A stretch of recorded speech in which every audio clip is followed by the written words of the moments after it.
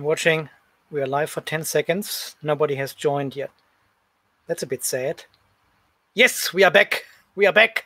I don't know what happened. Cool.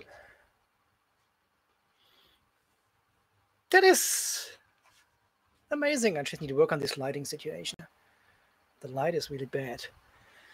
Hi, ChatMT07. Yeah, that was weird. I don't know what happened. 1.5 hours and it stopped. It stopped actually before we reached 1.5 hours, but there's no limit on it usually.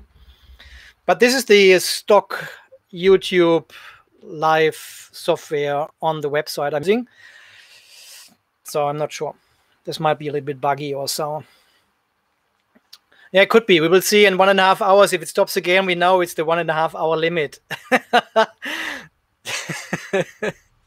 Easy. We will find out. No big deal. 13. Yeah, people coming back. Welcome back, guys. Welcome back. Yeah, I'm super excited about tomorrow. I'll take the camera with me and do a video tomorrow morning when I bring the car into the dealership over there. See, what I don't understand is why are they not teaching and training these dealerships right away? If they don't have a license to work on PHEVs right now, why are they not taking this opportunity right now and bringing someone in from Mitsubishi Australia to this dealership and say, look, we've got the first Outlander PHEV here for you with a battery replacement. We show you how it works and what kind of procedures you have to do afterwards. We walk you through the whole process, teach you, and make sure you know what to do the next time when people coming in. But I don't know. They are saying it's a long-term goal with the whole dealership training situation. I don't know. Yeah, if they would have done it here at my local dealership, I would have asked if I can come in from time to time and do a little video and see what the progress is and things like this. Yes, we are back. We are back. But 14 people only. We had 60 people at one stage. I mean, that's just like I'm standing here in my garage and talking to a camera, and 60 people watch this live. Amazing. I should get more wine.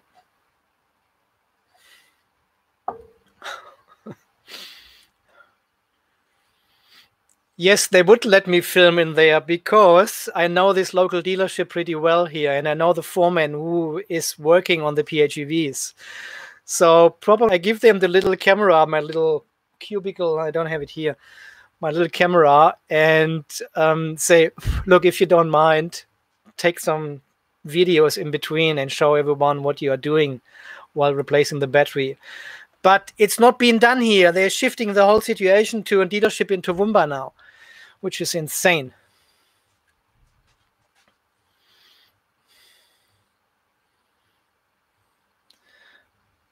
Well, I actually scratched the old battery. I shouldn't say this live, really. Mitsubishi is watching.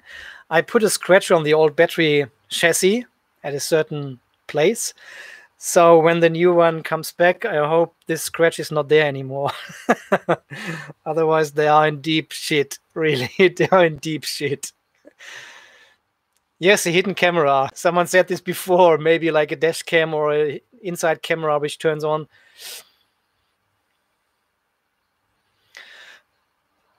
Well, the battery issue gets pretty big. Everyone is talking about it in every country now. And as I said before, I've got at least 5 or 6 people on all my videos commenting and saying, look, we've seen your videos. We know about the problem. We just buy another car. We are not buying the Outlander PHEV because of the battery issue. So I don't know if this is a big deal for Mitsubishi or if this is just very tiny portion of their whole sale volume they have. But again, it's bad publicity for them. It's bad advertising. And with this channel and other channels and Facebook and all this other social media stuff happening, I mean, we are spreading the word and people are aware of this. And the first thing people asking, how good is the battery? How long is the battery warranty on it? What are you going to do if the battery goes under 60, 80, 70% or something? And nobody knows yet. So we will see. And some other countries, like I know Gary in Canada, he told me they've got 10 years on the warranty on the battery as well, but they don't have warranty on the degradation of the battery. It is just for a faulty battery. So if one of the cells get faulty or something within the 10 years, they will get a new battery, but not for degradation. But he's very cool. He said, look, no big deal. They told me personally they will deal with this once we are there, and then we will see how good the service is. Yes, good luck. Good luck.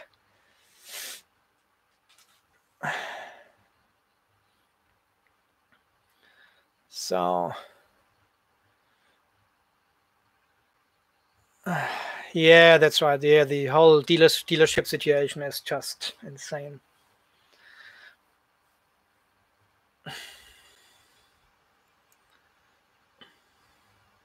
Man with a hat here. Yes, I'm a little bit nervous about the tomorrow operation. Yes, it's like going to hospital and having a surgery. You never know what happens afterwards. If you wake up again and you're still alive, you never know. You never know. Yes, Adrian, we have information about the 2.4 liter version. The battery have the same problem from what we see. There was one of the viewers before here, and he's got a 2019 model with a 2.4 liter and the larger battery, and he's got already down to 92%, 90%, 90.5 it was. Can't remember. After 3,500 kilometers driven. And this is in cold countries, so nothing with battery like in Sweden, or is he in Sweden? I think it is in Sweden or Norway. So nothing to do with battery heat degradation or something. So apparently we are seeing the same situation with the newer models again, unfortunately.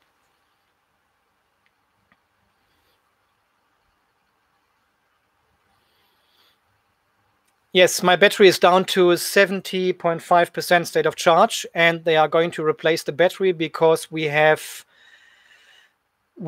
used to have a certain statement on the Mitsubishi website here in Australia, which states that the battery of the PHEV does not go down below 80% state of health over the lifetime of the vehicle.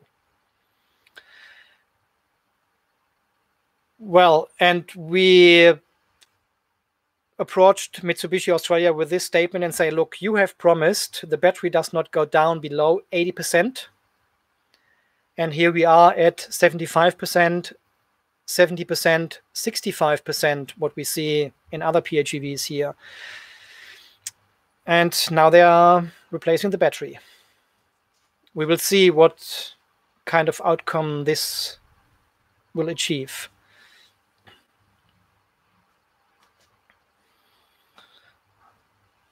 Yes, they have invested a lot in the EVs, in the PHEVs and future EVs.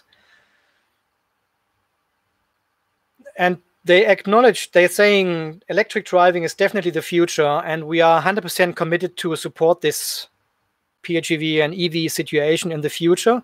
And we need to step up the customer service, the dealership training, the dealership knowledge in this. No snake. So they are going to do this all, but probably it is. I mean, they need to plan, and they need to strategically plan this whole thing now. How to not escalate the whole situation worldwide with the PHEVs and with battery degradation. And I don't know what will happen. We have to work through with them together to find a solution, what we actually can do in the future to prevent this from happening again. So we don't know. We will see on Wednesday, on Thursday. Grüße aus Leverkusen. Hallo nach Deutschland. Alles Gute. I have ordered a 2019, will be delivered in March. All the best with your PHEV 2019. Great car. You will love it. It's amazing. Online again, good afternoon. Yes, we are back. We are back. I don't know, it just stopped shortly before 1.5 hours of streaming. Maybe that's the maximum I should do. I don't know. But there were so many questions still in there. So we probably should do this a little bit more often, give everyone the chance to ask their questions. And you can also leave your questions underneath these videos. I'm reading all the comments. I sometimes don't have the time to answer all the questions, but I'm very happy to do this later on if we can't do this in these live sessions here. Yeah, so I'm still not sure what to do with the PHEV. I should keep it. It's very tempting for me to sell it, actually, and to get out of this whole situation with the battery degradation. Get a good price for it, get a lot of money back, and use this money towards a full battery electric vehicle. And don't worry about this battery degradation and software issue anymore here.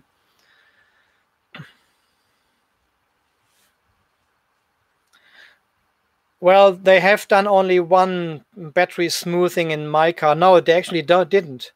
They didn't do any battery smoothing in my car. They did a reset last year. No, that was the year before, in 2017. They did a reset, which brought the battery back to 100%. The software showed 100%.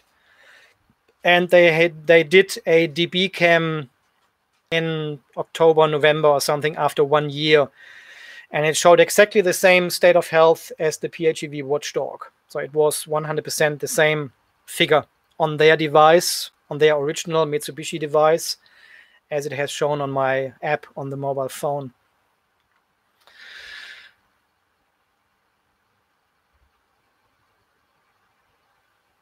Yes, that is correct, Hunter. Yes. I mentioned this before from our meeting last Monday with Mitsubishi. I told everyone that Mitsubishi said this will be for future cars. That's what Michael, I think, said from the Mitsubishi Australia. And he said, look, they know about this problem with the differences in cell temperatures in the battery, and there might be a design problem with the internal airflow, but they don't fix it for the existing cars, but for future. They consider it for future models. That's what they said. I took a note, actually. I took a note, so. Hello to Alice Springs, by the way. Thanks for tuning in from the middle of the country, the middle of the island. How are temperatures over there? We had 39. I'm sure you can top this. Just looked out of my window and it is snowing. Do you need it? It is snowing. Oh, I can still remember when I saw snow the last time. Yes.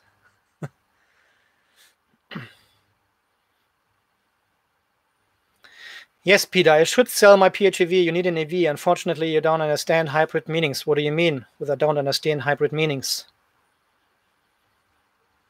Please explain. I drive the car as designed.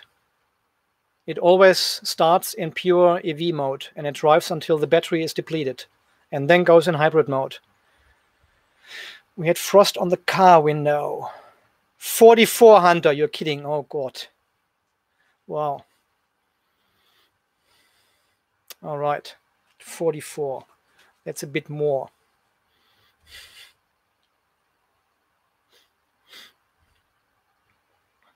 Yeah, we don't have frost here.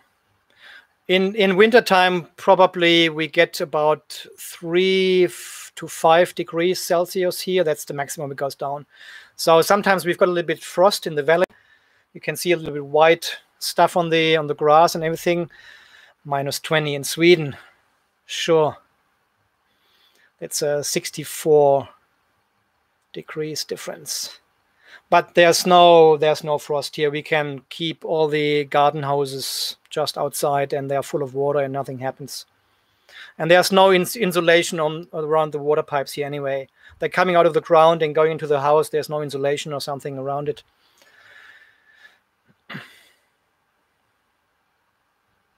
Yeah, I don't know what Peter actually means with that saying, unfortunately, you don't understand hybrid meanings. I don't know what he means about that.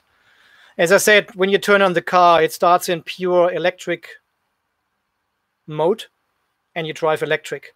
And if your destination is within the 50 kilometers, you don't use any hybrid. It just drives on the electric, unless you floor it or you force the engine to come on.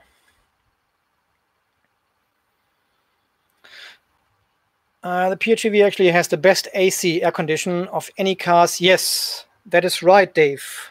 The PHEV has a very good air condition. I think so too. It cools the car down super very quickly, and it runs on an optimal speed because it's not linked to the engine. So, looking at by a nearly new 2018 2.4 liter. What? A 2018 2.4 liter? I thought only the 2019 have the 2.4 liter engine. A UK warranty, traction batteries for 70,000 over 100,000 miles, 8 years. I was looking forward to sourcing one. Should I? Well, you've in the UK, you've got your statement. You've got your 70% state of health, 100,000 miles, 8 years. If you are happy with that, go for it. It's a great car.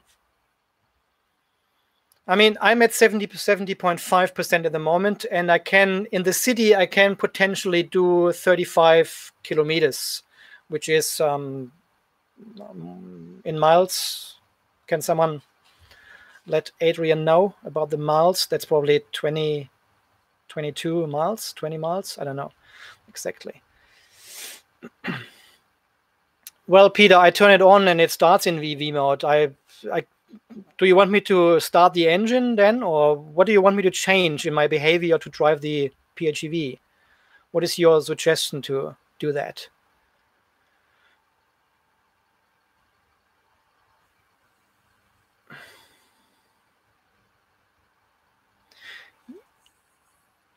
Yeah, Andreas, I heard about this fogging the windows in cold weather. I don't experience this situation here because we rarely get rain at all. But I read a lot about the forums and I've seen a lot of photos of fogging, the car is fogging up inside, especially in colder weather. So don't know what's going on there. Is this because of the missing heating? Can you not, in the newer models, you can preheat the car? Ah, thank you. Yeah, 22 miles, Adrian, 22 miles you can get with a 70% state of health battery.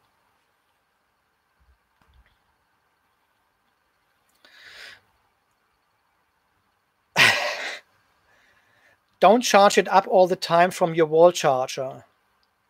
Okay, I thought this is the whole purpose of this car, to plug it in. So what is different then? Should I leave it empty and just drive it as a hybrid without charging it?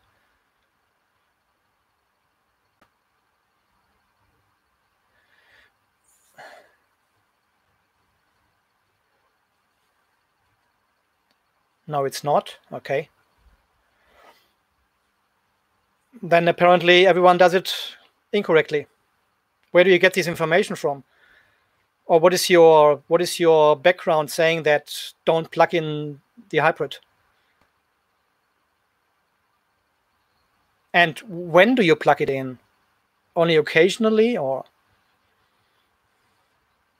So you're saying everyone is driving the PHEV wrong because we're always plugging it in when we come home or charging it overnight.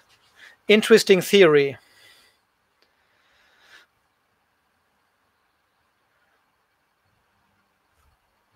Yeah, but why, Peter? Why? What is the explanation for that? Why should we not plug in the PHEV?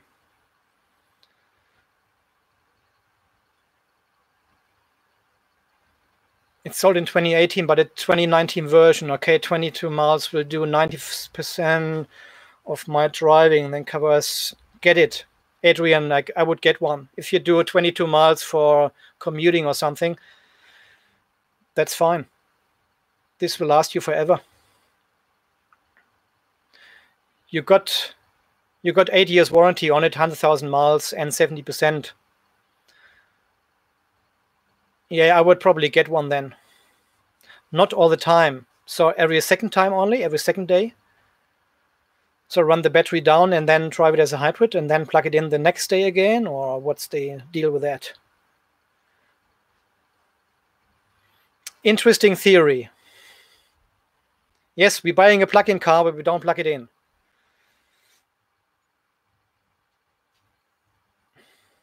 I think as Janet said, it defeats the purpose a little bit of this car. And I don't know what the... Okay, I can understand. We have seen these cars in the UK and in the Netherlands, which didn't get plugged in for the first 1 to 2 years or so. And then they got to the second owner and they start now plugging it in regularly, and the software relearns and the state of health is very good and everything, and they've got done already 100,000 miles or something. But I can't see the point plugging the car in only on Monday, Wednesday, and Friday then. Yeah, exactly, Dave. That's what I see as well. I mean, I plug the car in as much as possible. Wherever there's a plug, Andy is there, plugging it in. That's how you get the efficiency. If you don't plug it in, you're using between 7 and 8 liters per 100 kilometers. It's not worth having it.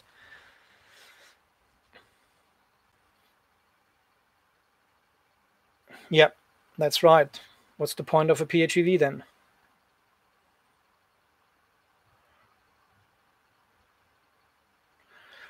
Yeah, I don't know. See, for me, it's more like a software issue with the battery management system. It's not able to calculate the real state of health of the battery all the time. It probably has a chance to catch up when you do this really low discharge to 25% and then a fully charged to 100%.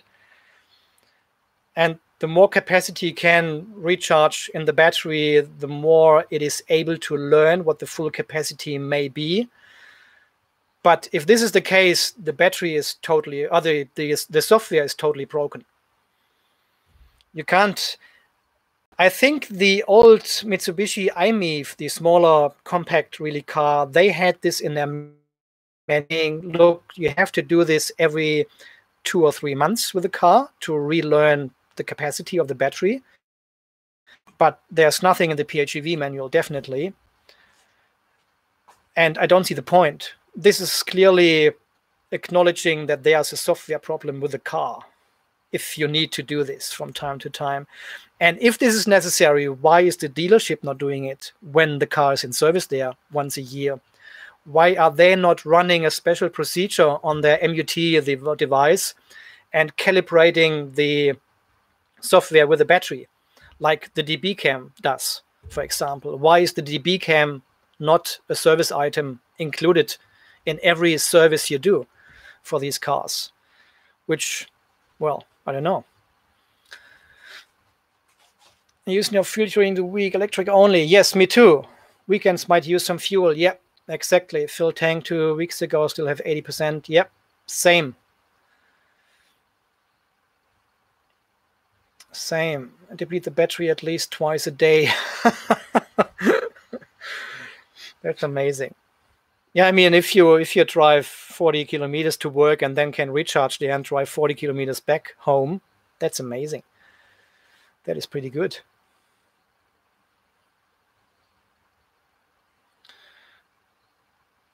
Videos that the viewers wasn't having issues with the battery degradation, but only did show slower journeys, town driving. Yours is faster. Is this an issue? No, this is not an issue. This is just what you can expect from the car, from the battery range, Adrian. If you drive motorway, the battery obviously gets depleted faster because you're draining more energy from the battery. If you drive like Barry, I'm not sure if Barry is still online here. if you drive in town and drive like Barry very, very slowly with a very light right foot, you can stretch the V kilometers a lot. I mean, when he got the reset on his battery 1 year ago, he did 74 kilometers on one charge in city excuse me, in city driving. That was the world record ever. 74 kilometers on a flat surface in the city. So that's what you can do if you let the car coast and if you drive very, very carefully. But on the motorway, obviously, there's no way to coast, because if you take your foot off the accelerator, the car slows down. 125 miles per gallon. This is about 1.5 liters or so. I don't know exactly. I need to have a table or something here, which conversion. Okay, have a good night, Eddie Fried 2007. Eddie Fred 2007. Keep up the good work. Looking for more next. Absolutely. Stay charged, man. Bottom balancing really to help. Use discharge battery heater to train it. Wait, granny charge for 24 hours to ensure top balance. Okay, look, once the charge finishes, there's no further communication or any interaction with the charger anymore, with the EVSE anymore afterwards. I tested this in several videos, and I mentioned this in several videos as well. I've done this testing. I left the car since Friday afternoon when I came home, plugged it in, recharged, and it was ready by 11, 12 o'clock or something, and then let the car plugged in until Monday morning again. And there was no further energy consumption on the EVSE at all. There was no top up. There's nothing happening anymore. And I don't know how long you have to wait until the threshold is reached and the charger kicks in to top up the battery. That's probably 2 weeks or so, I guess, until it goes down to 90% maybe. And then it tops it up again. But there's definitely no communication. The actual battery management system turns off when the car is fully charged. You cannot communicate with the PHEV Watchdog and the BMS anymore. The BMS turns off once the car is fully charged. And I'm not aware if it does turn on again at some stage to do another balancing, even the charger is plugged in or the EVSE is plugged in. We're always saying charger, it's not the charger actually. So, but as I said, I can probably imagine if the state of charge drops below 90% or something, it turns the EVSE back on and recharge the battery. I don't know. But this could take weeks.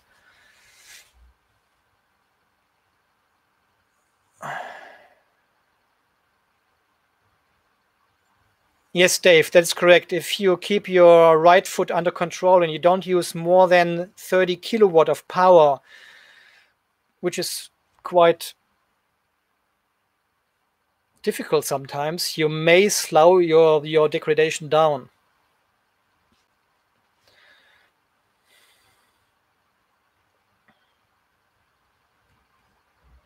Maybe interesting to see the comparison with the others to have not battery degradation. Who's got no battery degradation? Who's that?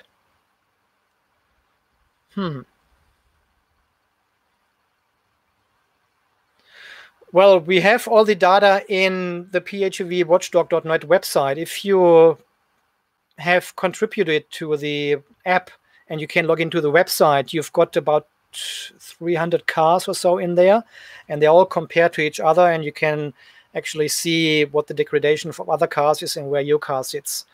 So there's, and well, they're all the same, more or less. And I think the curve is far too steep for the degradation what we see in all these cars. This is not what lithium ion usually does, because you've got a little degradation at the beginning and then it flattens out. But this is constantly going down, down, down, further down. And now we are charging the car quite a lot, but still we are using only 60% of the capacity when we do that. So it should last a long time, longer than what we actually see. I don't know. Courtesy car tomorrow, loan car, I have no idea what I will get. It won't be a plug-in. I'm 100% sure it won't be a plug-in. I'll let you know. I'll do a video tomorrow anyway when I bring the car in and have a chat with them and see what's going on. My car charged to 103% this morning. Yes, well, this is what the PHEV Watchdog shows you. This is the right after the charging, you can see up to 107, 108%. But if you wait 3 or 4 hours, it goes below 100% again. This is just the overcharging, the potentially what it is. You have these high volume cells in the car, and the charge actually sticks around the anode and the cathode in the cells, and after a while the whole charge distributes into the cell. And this is a problem what these high volume cells apparently have, and what you don't have in the little cells what Tesla uses, for example, because they are so small. There's no distribution of charge necessary in the volume of the cell. But these big blocks we have, this is like, I mean, forklift batteries. This is insane. It gets an e-bicycle. Yeah, probably not. Okay, I see. I don't know who is actually monitoring the usage with the car. I think I don't like this software in the car at all. This is just all terrible. Shit, there's a lizard outside. He's catching flies on the window. I just want to turn the camera, but he took off. See, the whole craft situation you can get in the car and the MMCS, it's not, I don't like it. I don't like it at all.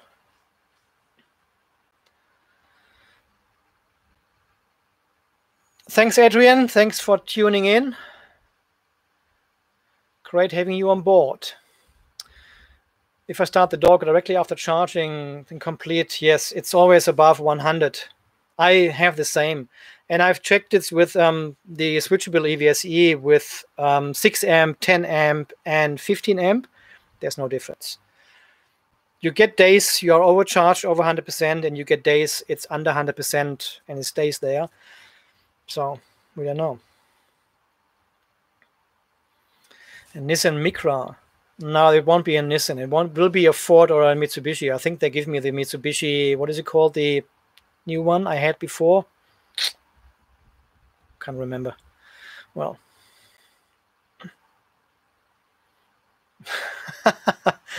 Yeah, top of the range PHEV, that would be awesome. I would have 3 days. I would probably take some holiday then from work and do some videos with the new model then. Okay, Janet, thanks very much for tuning in. Say hello to your hubby, and we will see us in the next video. Stay charged. I know you do. Eclipse, exactly. Thanks. That's it. The Eclipse. Yep, with a touchpad inside.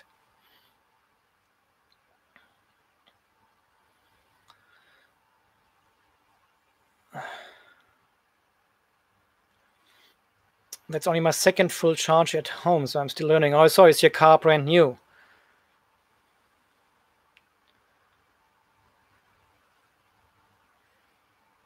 Yes, the Eclipse Cross. That's what I had before. That's what they gave me before for one night. Yeah. So, pretty nice car, but would be better if it's electric, of course. At least a plug-in.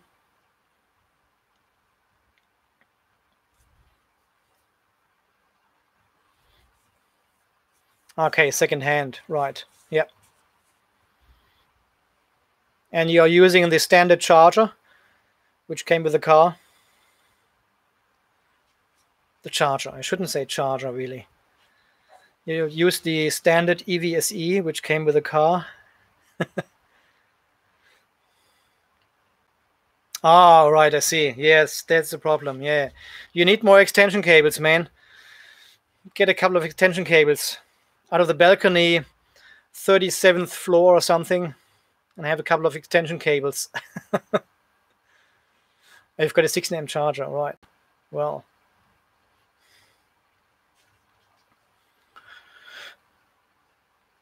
All right, guys, we are already 35 minutes in the second live stream here. Yeah, out of the